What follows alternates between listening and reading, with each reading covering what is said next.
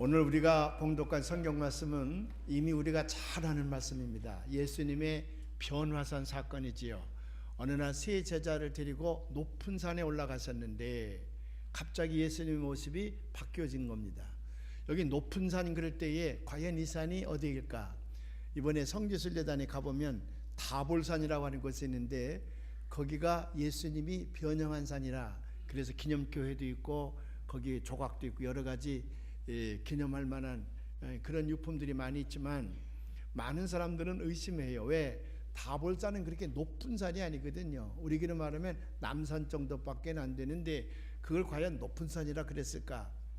그래서 많은 학자들은 레바논 북쪽에 있는 헐몬산이라고 있습니다. 성경에는 헤르몬산이라고 기록되어 있는데 그 헐몬산은 굉장히 높아서 그 산 꼭대기에는 만년설이 있습니다. 하얗게 눈이 쌓여져 있어서 거기서부터 흘러내리는 물이 이제 갈릴리 호수로 데려오게 되는데 맑은 물이 가이사랴 빌립보에서부터 시작을 해서 보면 아주 맑은 유리알처럼 맑은 물이 이렇게 흘러내리는데 그 헐몬산은 신비의 산이에요. 워낙 높기 때문에 만년설이 있는가 하면 그 산속이 매우 험하기도 하고 또 여러 가지 짐승들도 많이 살고 그렇기 때문에 중동 지역에 사는 사람들은 헐몬산을 신비의 산이라 그래요. 예수님께서 제자들을 데리고 그 산에 올라가지 않았었을까? 그렇게 주장하는 사람들도 많이 있습니다. 어쨌든 간에 어느 날 예수님께서는 세 제자 베드로와 요한과 야곱을 데리고 높은 산에 올라가셨는데 갑자기 예수님의 모습이 이제 변형되셨습니다. 흰 옷을 입고 서 있는데 세상 사람들이 아무리 빨래를 잘해도 그렇게 희게 만들 수가 없었다. 아주 휘황찬란한 빛을 내는 흰 옷이었습니다. 그러니까 이 세상의 재료를 가지고는 그런 옷을 만들 수가 없다는 얘기죠. 서 있는데 예수님만 서 있는 것이 아니라 거기 예수님보다 약 1400년 전에 살았었던 모세가 거기 있었고 예수님보다 약 850년 전에 살았던 엘리야가 거기 있었습니다. 그 세 사람이 있는 것을 보고 제자들은 너무 겁이 나기도 하고 어떻게 그 모습을 표현할 길이 없으니까 성질 급한 베드로가 예수님께 고하게 되지 않습니까? 여기다 초막셋을 짓고 하나는 예수님을 위하여, 하나는 모세를 위하여, 하나는 엘리야를 위하여 우리가 짓고 여기서 살자 그 말이겠죠. 뭐 성경은 그렇게 기록되어 있지 않지만은 그러나 저 세상에 내려가면 자꾸 예수님을 음해하려고 하는 세력도 예수님을 모함하려고 하는 세력도 심지어는 예수님을 자꾸 죽이려고 하는 그런 아주 악한 사람들이 있으니 거기 내려가지 말고 여기가 좋사옵니다. 그런 의미겠지요. 초막셋을 여기다 짓시다 그랬는데 그 말이 끝나기가 무섭게 오늘 성경에 보니까 구름이 몰려왔습니다. 구름이 전부 그들을 에워쌌어요. 누가 누군지 분간없었을 만큼 구름이 꽉 찼습니다. 그때에 하늘에서 음성이 들리는 거예요. 이는 내 사랑하는 아들이니 그의 말을 들으라. This is my son whom I love. Listen to him. 주변에는 아무도 없었습니다. 나중에 구름이 걷히고 나니까 예수님과 자기들 셋밖에 없었는데 그 하늘에서 들려온 음성은 바로 하나님께서 제자들에게 들려주신 음성인 줄로 믿습니다. 하나님께서 예수님을 세워놓고 제자들에게 이는 내 사랑하는 아들이니 This is my son whom I love. 내가 정말로 사랑하는 아들이니 Listen to him. 그의 말을 잘 들어라. 그 말은 무슨 말이냐? 내가 예수 그리스도를 너희의 구세주로 세상에 보냈으니 너희들이 인생의 경주장에서 승리하며 살기 위해서는 너희들이 인생 경주장에서 성공적으로 살기 위해서는 그의 말을 잘 들어라. 예수님의 말을 잘 들어라. 그 말. 그리스도의 말을 잘 들어라. 그가 말씀하시는 대로 너희들이 살면 이 세상을 실패하지 않고 성공적으로 승리하며 살 수 있을 것이다. 헛되이 살지 아니하고 가장 보람 있는 하나님이 보시기에 가장 복받는 인생을 살게 될 것이니 그의 말을 잘 들어라 그 말이에요. Listen to him. 오늘 제가 설교의 주제로 뽑은 말씀입니다. 이는 내 사랑하는 아들이니 This is my son whom I love. 내가 정말로 사랑하는 아들이니 Listen to him. 그의 말을 잘 들어라. 그의 말을 잘 들어라. 하나님께서 이렇게 제자들에게 귀한 음성을 들려주신 까닭은 그 제자들로 하여금 앞으로 예수님의 제자들로 아니 이 세상을 구원하는 예수님의 동역자들로 너희들이 살고자 할 때에 너희들의 안내자는 예수님뿐이니 그 예수님의 말을 잘 들어야 되느니라 그래야 너희들에게 주어진 인생을 성공적으로 살 수 있느니라. 그런 말씀의 의미가 여기에 기록되어 있는 줄로 믿습니다. 오늘 우리가 세상을 살아가는데 내가 사랑하는 사람 얘기를 잘 듣는다고 하는 것, 그건 얼마나 중요한지 모릅니다. 우리가 건강한 인간관계를 맺게 될 때에 어디에서부터 시작하냐 그러면 내가 그의 말을 잘 들어주게 될 때에, 또 내 말을 그가 잘 듣게 될 때에 그 둘 간의 인간관계가 아주 성숙할 수가 있고 아주 든든하고 흔들리지 않는 좋은 관계를 유지할 수가 있습니다. 말을 잘 듣는다고 하는 것, 그것만큼 중요한 것이 없습니다. 하나님께서 우리에게 두 개의 귀를 주고 하나의 입을 주었다. 왜 그렇게 하셨을까? 아니, 귀도 하나만 이렇게 머리 꼭대기에다 줘가지고 귀도 하나 입도 하나면 될 텐데 왜 귀를 두 개를 줬을까? 뭐 정확한 답이 어디 있겠습니까? 근데 많은 사람들이 어떻게 의미를 부여하느냐 그러면, 하나님의 두 개의 귀와 하나의 입을 주신 까닭은 내가 말하는 것보다 듣는 것을 2배 이상 노력하거라, 그런 말일 겁니다. 내가 말하는 것보다는 남의 얘기를 듣는 데에 2배 이상 내가 노력해야 된다. 그런 의미에서 두 개의 귀를 조물주께서 우리에게 주셨다고 해석하는 사람들이 많이 있습니다. 오늘날 우리가 세상을 살아가는데 왜 우리가 사는 세상이 이렇게 혼탁해졌느냐? 왜 우리가 사는 세상에 이렇게 많은 문제가 있느냐? 또 특별히 우리가 인간관계를 맺어 살아가야 되는데 우리의 인간관계가 왜 이렇게 다 깨지느냐? 가족 간의 관계도 그렇고, 부부지간의 관계도 그렇고, 동료 간의 관계도 그렇고, 친구지간의 관계도 그렇고, 우리 인간관계가 이렇게 자꾸 깨지는 까닭이 어디 있냐 그러면 듣지 않으려는 데 있다고 말이에요. 우리가 귀가 먹어서 청각장애가 있어서 그래서 듣지 못하는 것이 아니라 성령의 좋은 귀를 가지고 있으면서도 우리는 듣지 않으려 한다. 거기서부터 인생의 문제가 발단되어진다고 하는 겁니다. 오늘 많은 사람들이 들어야 할 소리는 듣지 아니하고 듣지 않아도 될 얘기, 또 들어서는 안 될 얘기, 거기에 더 많은 관심을 가지고 있습니다. 영화를 소개할 때요, 어느 영화 선전을 보니까 우리 극장에서 그 상영하는 영화는 가위질하지 않은 원본을 상영한다는, 굉장히 그쪽으로 많이 몰려든다는 거예요. 왜? 그 심사위원들이 가위질해서 내보냈다고 하는 말은 그건 봐서는 안 될, 봐서 별로 덕이 안 될 거기 때문에 그 심사위원들이 그걸 잘라서 버렸을 거거든요. 근데 세상 사람들은 거기가 더 관심이 있는 거예요. 그걸 좀 보기를 원하는 거야. 그래서 그쪽으로 더 사람들이 몰려드는 까닭이 거기 있어요. 우리가 들어야 할 소리가 얼마나 많이 있는데 들어야 할 소리는 우리가 듣지 아니하고 듣지 말아야 될 소리, 그것만 듣기 위해서 거기에다 관심을 가지고 있기 때문에 우리 인생이 불행해진다고 하는 것입니다. 사랑하는 여러분, 꼭 들어야 할 소리 들으시기를 바랍니다. 많은 사람들이 지가 듣고 싶은 얘기만 들으려고 그래. 그래서 거기서부터 문제가 생긴다고 말이지요. 지가 듣고 싶지 아니해도 이 세상을 살아가는데 꼭 필요한 말이라 그러면 들어야 될 줄로 믿습니다. 듣는 자에게 하나님의 축복이 내리는 거예요. 이런 재미있는 얘기가 있어요. 옛날 영국 황실에서는 어른들이 얘기할 때에는 절대로 애들이 끼어들어서는 안 된다고 하는 엄한 법도가 있었답니다. 그래서 이제 황제 아닙니까? 황실에서 황제 가족들이 서로 이야기를 할 때에 애들은 절대로, 왕자라든지 뭐 공주라든지 이런 어린아이들은 어른들 얘기에 절대로 끼어들지 못하게 했다는 겁니다. 아마 황실 법도에 매우 중요한 내용이었던 것 같습니다. 에드워드 7세가 이제 영국을 다스릴 때인데, 에드워드 7세는 손자를 유난히 사랑했습니다. 데빗이라고 하는 왕세자인데 너무너무 사랑했다는 거예요. 그 둘 관계가 역대 황실에서 볼 수 없을 만큼 그렇게 좋은 관계를 유지하고 계셨답니다.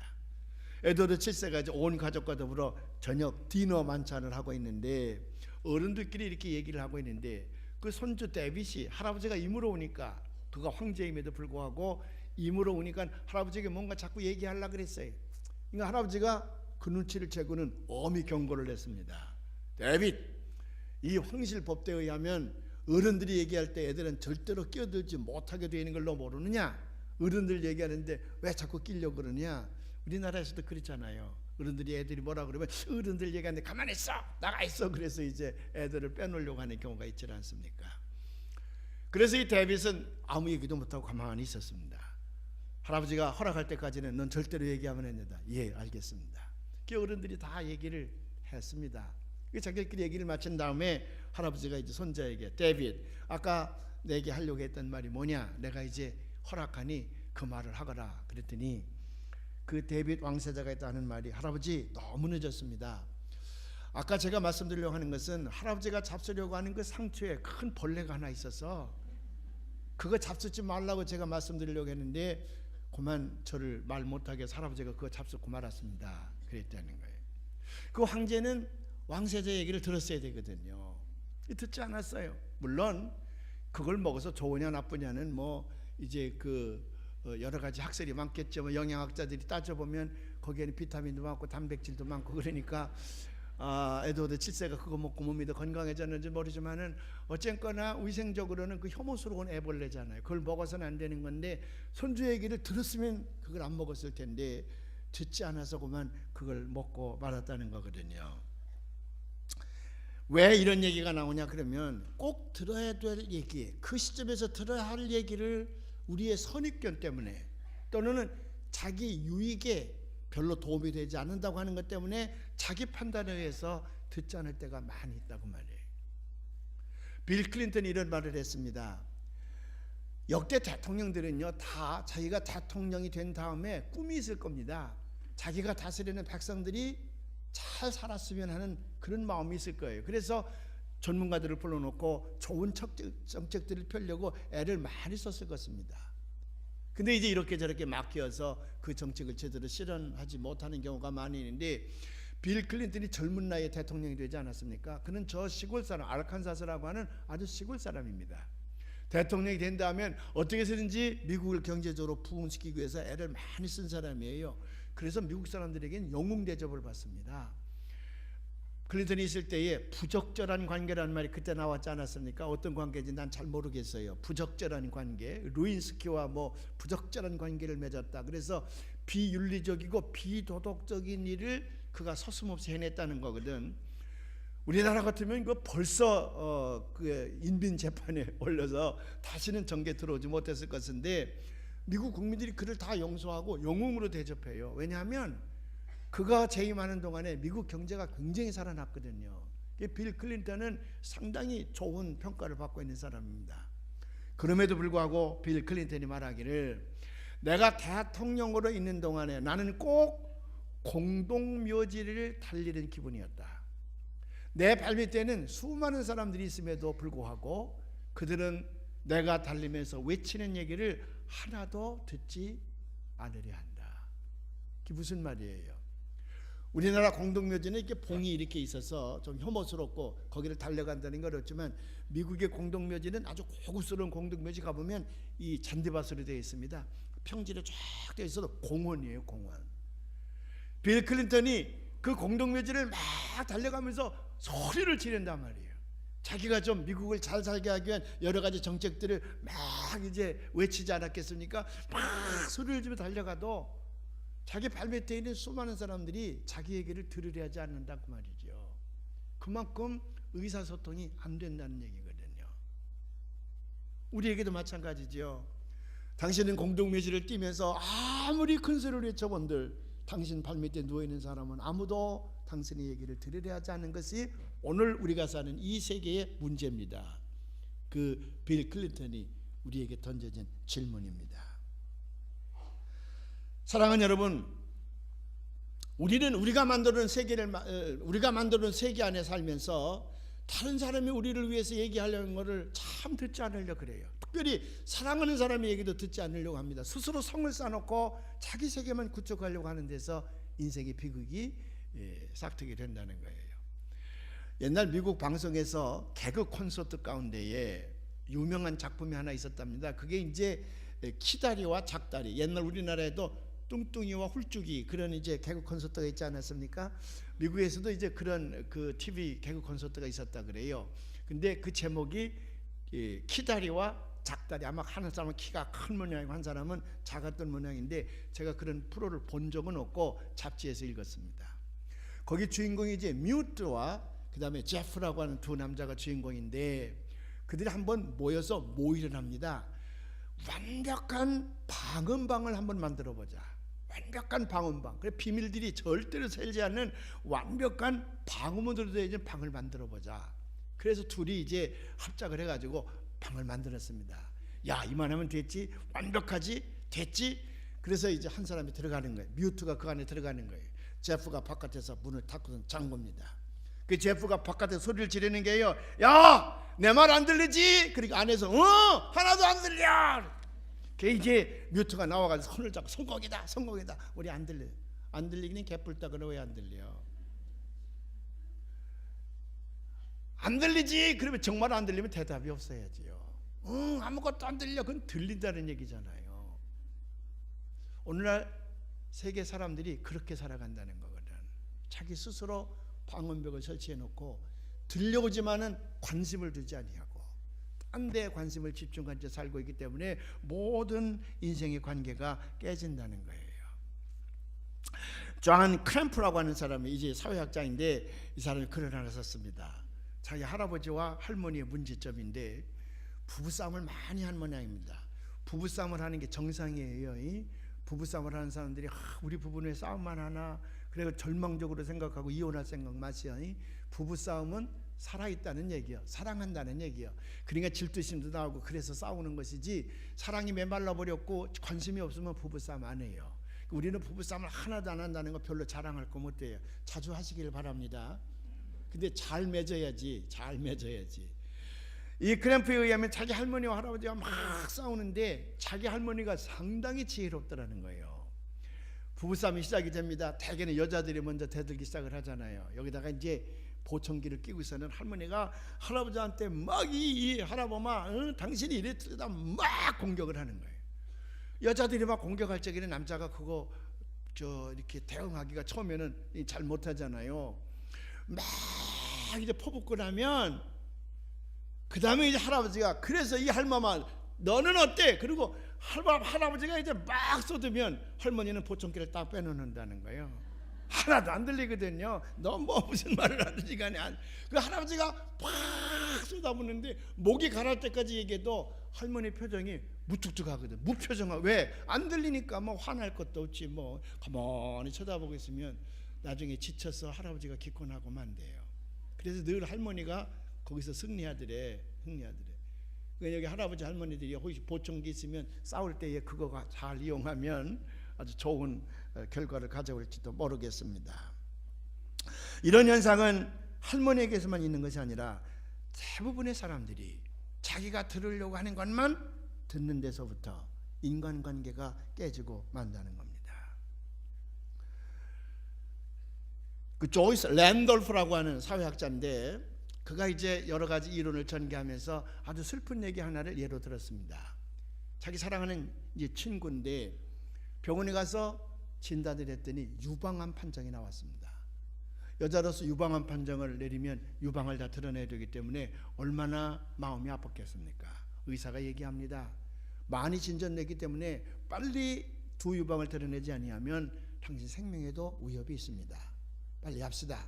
그래서 다음 주 화요일 날 유방 제거 수술을 이제 약속을 한 거예요. 그리고 병원을 나서는데 이 여인은 얼마나 마음이 아팠겠습니까? 이 아픈 마음을 누구랑 나눌까? 아무리 봐도요, 남편, 자식들 다 봐도 자기 아픈 마음을 제대로 이해할 사람이 없을 것 같아.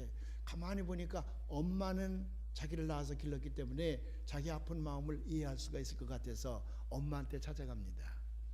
엄마는 이제 나이가 많으신 분인데 잘 못 들으시는 분이에요. 어머니를 모시고 나가서 점심을 잘 대접을 했습니다. 그리고는 어머니에게 얘기를 합니다. 엄마, 내가 오늘 끔찍한 소식을 들었어요. 조금 전에 의사를 만나는데 내가 유방암에 걸렸대요. 그래서 두 유방을 드러내지 아니하면 내 생명이 위협하대요. 그래서 유방을 다 제거하기로, 절제하기로 그렇게 약속을 하고 지금 왔거든요. 마음이 너무 아파요. 너무 아파요. 자기 어머니는 자기를 충분히 이해할 줄 알고 그 얘기를 솔직담백하게 다 얘기를 했습니다. 그랬더니 어머니가 가만히 듣고 나더니 하는 말이, 얘야, 내 언니는 말이야 멕시칸식 닭 요리를 하는데 너무 잘하더라. 물어보니까 그 닭 요리 요리법 책을 가지고 있더구나.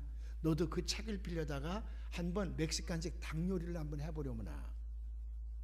엉뚱한 얘기를 하거든요. 그러니까 이 딸이 아니 엄마 그게 아니고요. 지금 닭 요리 얘기할 때가 아니에요. 내가 오늘 의사를 만났거든요. 내가 유방암에 걸렸대요. 다음 주 화요일 날 유방 절제 수술을 하기로 했어요. 너무 마음이 아파요 엄마. 어떻게 하면 좋아요? 그러니까 엄마가 했다는 말, 너는 어렸을 때부터 자꾸 큰 소리로 나한테 얘기하니 좀 작은 소리로 얘기할 수 없니? 그 언니한테가 얘기하면 그 비법을 너한테 가르쳐 줄 테니까 좋은 닭을 사다가 그 닭요리를 하면 참 좋을 거야. 너무 큰 소리 치지 마. 말이 통하지가 않는 거예요. 이 딸이 화가 났습니다. 벌떡 일어나서 엄마 그게 아니란 말이야. 내가 지금 암에 걸렸다고. 그래서 의사가 얘기를 내가 죽을지도 모르는데 I might die. 엄마 I might die. 내가 죽을지도 모른단 말이야 엄마. 그러니까 엄마가 벌떡 일어나면서 너는 왜 나한테 얘기할 때 이렇게 큰 소리로 얘기해? 사람들 다 쳐다보는데. 그러니까 오븐에다가 닭을 오래 놔두면 그게 말라가지고 맛이 없단 말이야. 그러니까 적당한 시간을 오븐에다 넣었다 꺼내야 맛이 있단 말이야. 거기 습이 있어서. 엄마는 귀가 멀어서 딸의 입술만 보고 그 내용을 짐작하는 건데 지금 잘못 짐작하는 거예요. 벽창호야. 그러니까 딸이 아픈 마음을 아무리 얘기를 해도 엄마가 못 알아듣는 거야. 무슨 멕시칸 닭 요리가 그 시점에서 왜 필요하겠어요? 만일 그 엄마가 딸이 하는 말을 알아들을 수 있었다면 그 딸을 낳아서 길러준 엄마일 텐데 얼마나 마음이 아프겠어. 아마 그 딸을 가슴에 안고 통곡했을 겁니다. 그리고 그 딸을 위로하기 위해서 애를 썼을 거예요. 근데 이 엄마는 귀가 먹었어. 안 들리는 거예요. 이 딸은 엄마에게 말하는 것을 포기를 하고 엄마를 데려다주고 집으로 향합니다. 여러 가지 생각이 떠오르는데 그 중에 하나가 내가 엄마한테 잘못했구나. 엄마가 들릴 때에 더 많은 인생 얘기를 나눴어야 되는데 엄마가 잘 들릴 때는 내 인생이 너무 바빠서 내가 사는 세상이 너무 중요하기 때문에 엄마와 얘기할 수 있는 시간을 갖지 못하다가 이제 내가 위급해지니까 그 엄마를 찾아가서 좀 얘기를 하려고 그러는데 엄마가 내 말을 이해하지를 못하는구나. 내가 그만큼 나쁜 딸이었구나. 그래서 그가 회개하는 마음을 가지고 이 글을 썼다는 거거든요. 우리는 어떻습니까? 우리를 낳아서 길러주신 부모님과의 대화가 잘 되고 있나요? 제가 이제 목회를 지금 40년 이상을 하고 있는데 목회 초년생 때 어머니께서 명절날 집에 오지 마라. 그 어머님이 교회 생활하시는데 명절날 뭐 음식이라도 해가지고 그 송편이라도 만들어서 목사님이나 전도사님 때 가면 문 탁탁 걸어 잠그고 고향에 가면 그렇게 섭섭하더라는 거예요. 명절날 목사님들은 교회를 지켜야 되는데 문 딱 걸어 잠그고 집에 가버리고 없으면 그 굉장히 섭섭한 마음이 들더라는 거지요. 그러면서 명절날 집 복잡하고 그러는데 올 거 없다 그래서 아주 하노란 얘기는 아니고 명절날 오지 말라는 얘기죠. 그래서 우리는 이제 한 일주일 전 미리 이제 다녀오곤 했습니다. 물론 외국에 있을 때는 찾아뵙지도 못했지만은 이제 다녀오곤. 언제 전화를 드렸냐면 명절날 아침에는 제가 전화를 드립니다. 어머니 오늘 식사하셨어요? 뒤지 잡수셨어요? 그리고 다른 아이들은 다 왔나요? 뭐 산소에는 갔다 오셨나요? 뭐 등등을 물어보기 위해서 이제 그 명절날 아침에 점심때쯤에서 제가 전화를 드리곤 하는데 이번에도요 설날이 왔습니다. 무의식적으로 우리 집에 이제 세배 온다는 사람들이 있어서 어디 가질 못하고 집을 지키고 있는데 무의식적으로 저희 집 사람 열심히 저쪽 가서 이제 음식을 아침 뭐 먹자고 음식을 만드는데 아침이 아니라면 아점이죠. 뭐 아침 점심 겸해서 한다고 뿌는데 저는 무의식적으로 전화기를 들었습니다. 그리고 어머님에게 전화를 하려고 그러는데 이렇게 누르려고 생각하니까 전화 받을 분이 안 계시잖아. 그래서 제가 전화기를 놓고 화장실에 갔습니다. 그리고 혼자 회개의 눈물을 흘렸습니다. 어머니 살아계실 때 더 자주 좀 전화를 드릴걸. 어머님과 전화 통화하는 중에 어머님이 먼저 끊는 경우는 기억이 없습니다. 언제든지 누가 먼저 끊었냐면 제가 먼저 끊었어요. 어머님이 전화를 하셨건 제가 전화를 하셨건 간에 꼭 제가 먼저 끊었어요. 어머님은 오래 얘기를 하고 싶어 하시는데 제가 먼저 끊는 거예요. 안녕히 계세요. 다음에 또 전화 드릴게요. 그리고 언제든 제가 끊는 거예요. 그때 얼마나 섭섭했을까.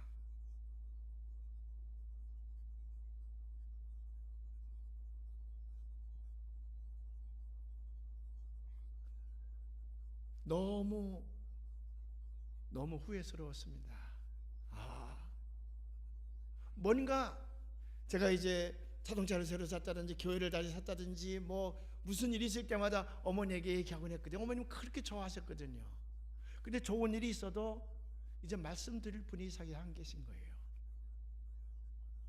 혹시 여러분 가운데에 아직도 부모님이 살아계신 분이 있습니까? 꼭 제 말씀을 명심하시고 전화 먼저 끊지 마시고 또 되시는 대로 자주 어머님께 말씀드리고 부모님의 말씀을 잘 듣는 시간을 많이 가지시길 바랍니다. 그래야 그 관계가 행복해지는 거예요. 훌쩍 떠나신 다음에는 말씀을 들으려고 해도 들어야 할 분이 안 계시잖아요.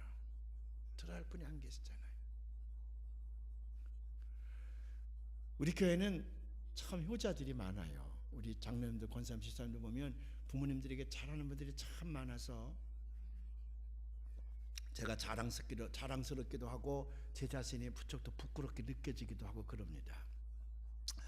이번에 이제 성지순례 가는데 인원이 자꾸 안 차요. 이제 여행사에서는 몇 명, 20명 이상 돼야 된다 자꾸 그러고 우리는 뭐 그 인원이 자꾸 안 차고 그러는데 전도사님이 아무개 장로님은 꼭 가신다고 그랬는데 이번에 신청을 안 하셨다 그래서 제가 일부러 전화를 했어요. 장로님 이번에 성지순례 함께 가시지 왜 안 하셨어요? 늘 가신다고 그랬다마요. 그랬더니 목사님 이번에는 못 가요. 그 왜 못 가요? 그랬더니 어머님 때문에 못 가요. 어머님이 치매가 오셨는데 밥을 혼자는 안 잡수신다는 거예요.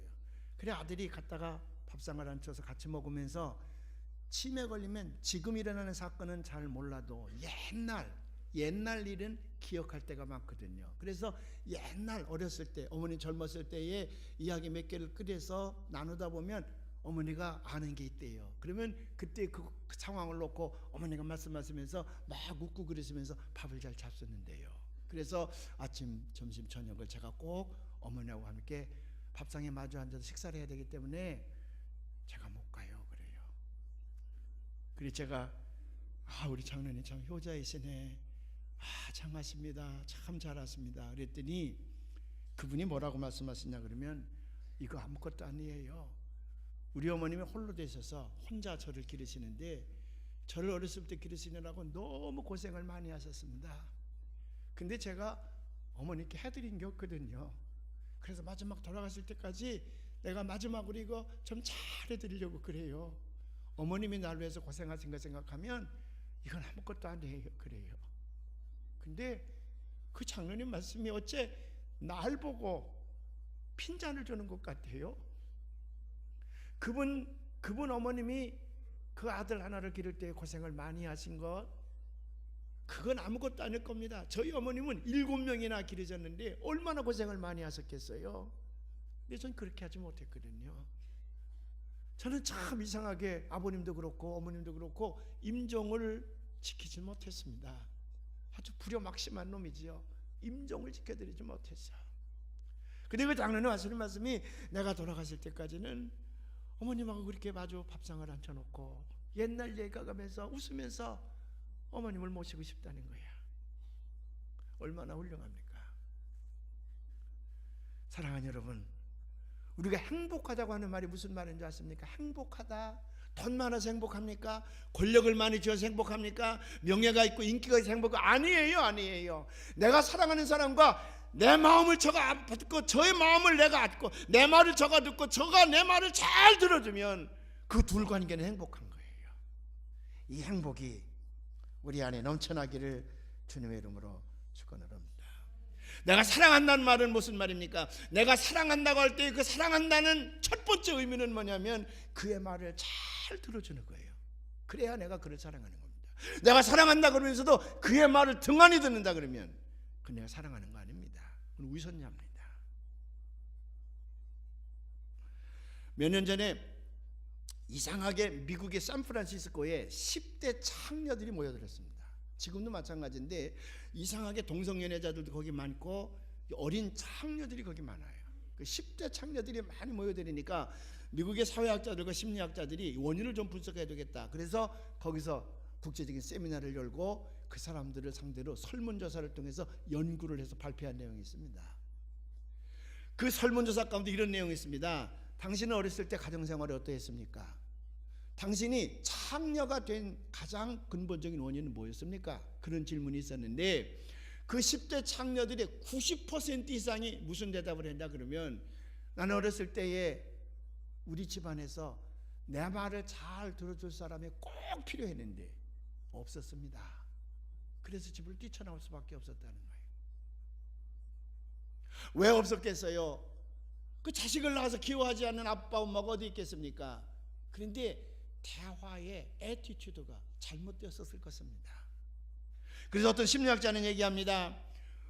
우리가 정말 자녀들이 얘기를 듣기를 원한다 그러면 좋은 그런 그 청취자가 되려면은 어떻게 되냐면 신문을 내려놓으라고. 자녀들이 나한테 얘기할 때 신문을 내려놓으라. 자녀들이 나한테 얘기할 때 보던 책을 내려놓으라. 자녀들이 나한테 얘기할 때에 싱크대에서 손을 빼라. 딸이 얘기합니다. 아들이 얘기합니다. 엄마는 다 듣지. 응 그래 다 듣지. 그러면서 설거지를 합니다. 이거는 50%도 안 듣는다는 얘기예요. 50%도요. 아들이 얘기합니다. 딸이 얘기합니다. 아빠는 신문을 펼쳐들고 응 그래 응 알았어. 딸의 얘기를 다 듣지요. 그렇지만 딸의 마음이 안 가. 50%도 그 딸의 마음이 아들의 마음이 아빠에게 안 간다는 거예요. 그냥 아주 진정성을 가지고 듣기 위해서는 보던 신문을 내려놓으라는 거예요. 보던 책을 내려놓으라는 겁니다. 설거지하던 엄마의 손이 싱크대에서 나와야 된다는 거예요. 그리고 딸을 바라보고 아들을 바라보고 거기서 대화를 해야 그게 진정으로 듣는 자의 태도라는 거예요. 그래서 릭 와렌이라는 사람이 히어링 에이즈, 듣는 데 있어서 중요한 법칙 3가지가 있다. 듣는 데 필요한 중요한 법칙 3가지가 있다 그랬어요. 첫 번째는 뭐냐 그러면 Listen with your eyes. 눈으로 들어라. 우리가 듣는다고 그럴 때 귀로만 듣는 줄 아는데 아니야. 귀로 듣는 것은 20%도 안 된다는 겁니다. 나머지 80% 이상의 의사소통은 얼굴 표정이나 몸동작을 통해서 전달되어진다는 거예요. 그래서 우리가 남의 말을 잘 들으려고 할 때에 제일 중요한 것은 뭐냐 그러면 귀로만 들으려고 하지 말고 눈으로 들어라. 눈으로 들어라. 두 번째 비법은 뭐냐? 마음으로 들어라. Listen with your heart. 마음으로 들어라. 세 번째는 뭐냐? 평상시에 듣는 습관을 가져야 된다. 그럴 때에 부부지간에도 부모와 자식간에도 친구지간에도 동료간에도 교우들간에도 의사소통이 제대로 이루어진다고 하는 겁니다. 히브리서 기자님 그래서 뭐라고 얘기합니까? 믿음의 지원자께 하시는 주님을 바라보라 그렇게 되어 있는데 영어 표현에 보면 뭐라고 되어 있냐면 Fix your eyes on Jesus Christ. 너의 눈을 예수 그리스도에게 fix, 고정하라고 말해. 너의 눈을 예수 그리스도에게 고정하게 될 때에 그때의 주님의 말씀을 제대로 들을 수가 있다는 얘기거든요. 사랑하는 여러분, 인간관계도 이런 진정성을 가지고 들어야만이 좋은 관계를 형성하는 것이거늘 하물며 우리가 신앙생활하는데 그리스도의 관계에 어떻겠습니까? 우리는 그리스도의 말씀을 잘 들어야 됩니다. 또 그리스도의 말씀을 잘 듣기 위해서는 또 우리가 그리스도에게 우리 마음속에 있는 말을 잘 전해줘야 돼. 그래서 기도라는 게 필요한 거예요. 기도. 우리의 마음을 진정성을 가지고 예수님에게 잘 말씀을 드리면 예수는 우리 안내자가 되셔서 우리에게 또 바른 길을 갈 수 있도록 성공적인 인생의 승리의 길을 갈 수 있도록 잘 우리에게 말씀해 주신다.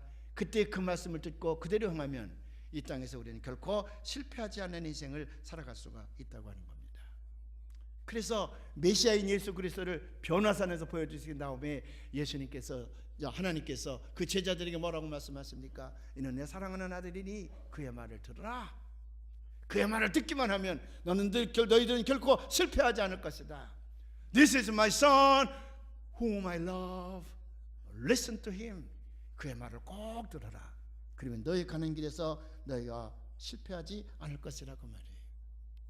귀로만 듣는 것이 아닙니다. 눈으로 들어야 됩니다. 마음으로 들어야 됩니다. 늘 듣는 습관이 우리에게 있어야 됩니다. 그럴 때 우리는 영적으로 성장할 수가 있다고 말해요. 듣는 자에게 주시는 하나님의 축복입니다.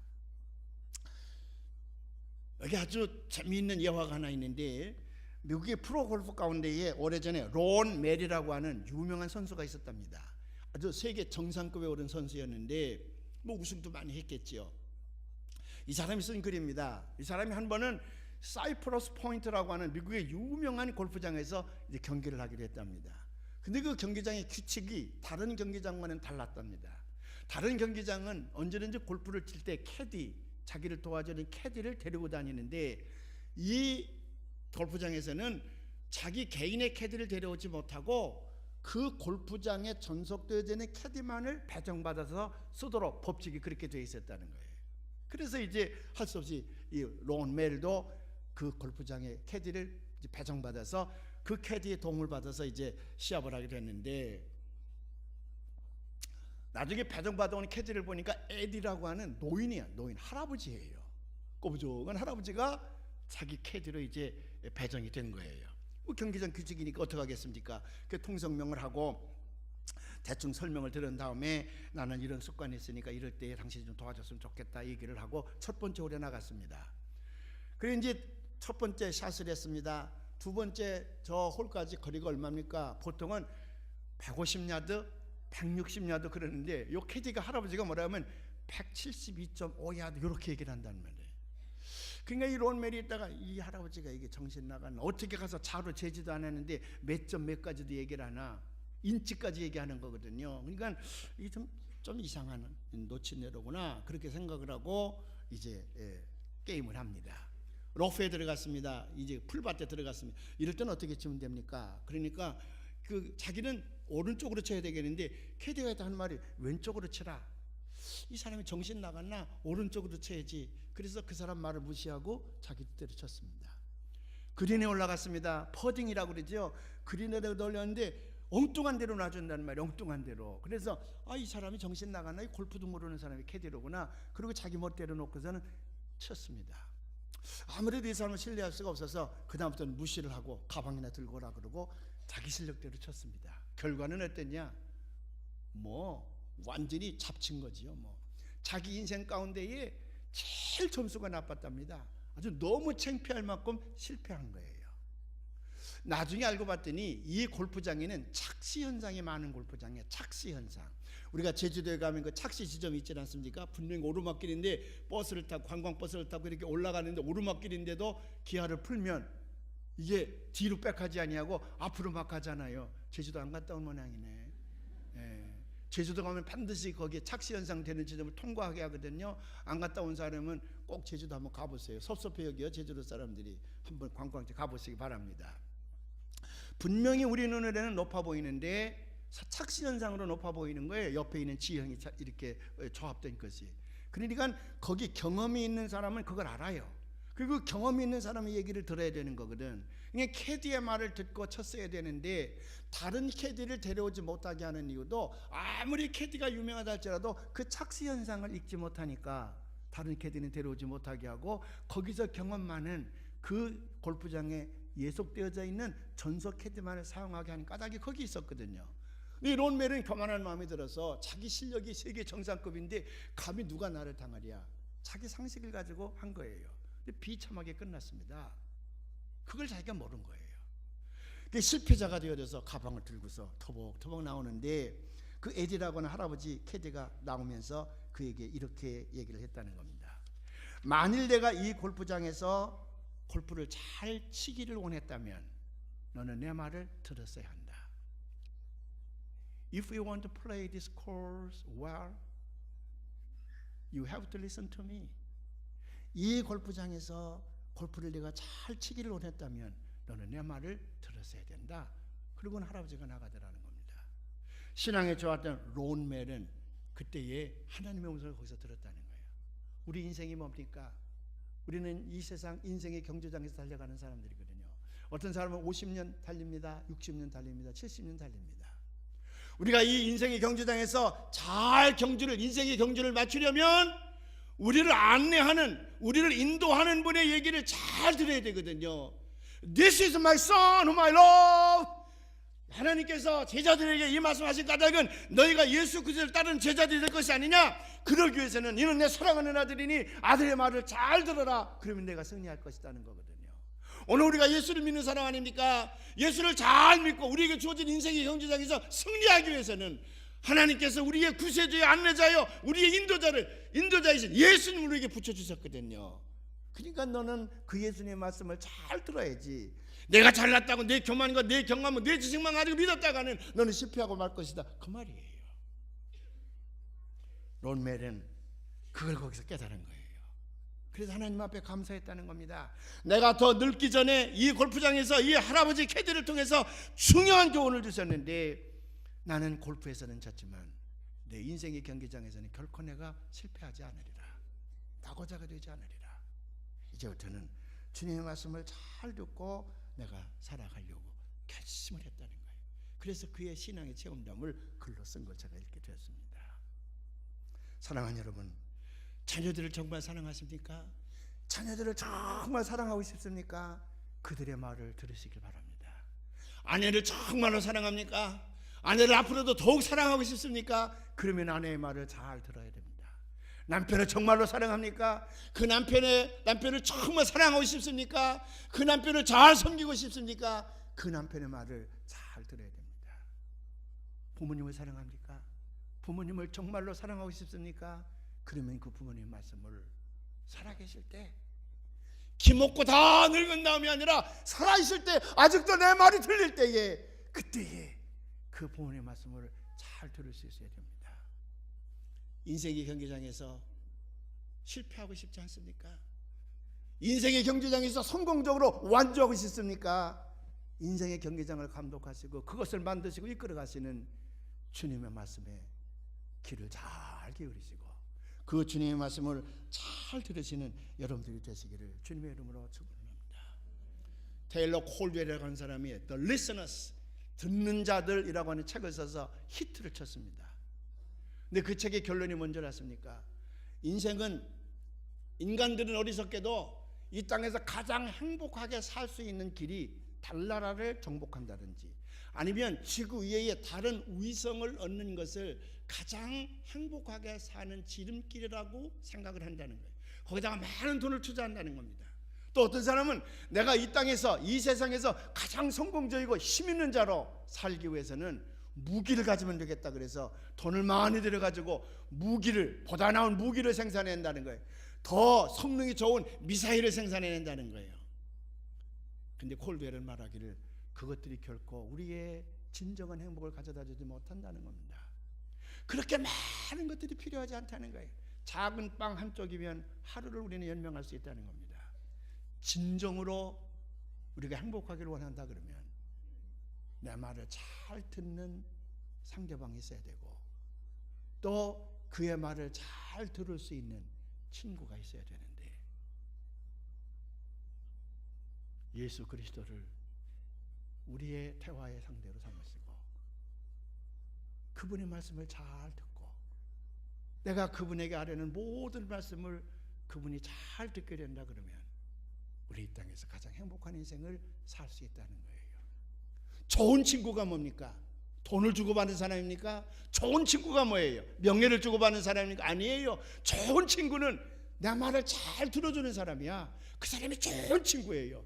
예수 그리스도를 좋은 친구로 삼으시고 한 번밖에 살 수 없는 인생인데 성공적으로 살아가신 여러분들이 되시기를 주님의 이름으로 축원을 합니다.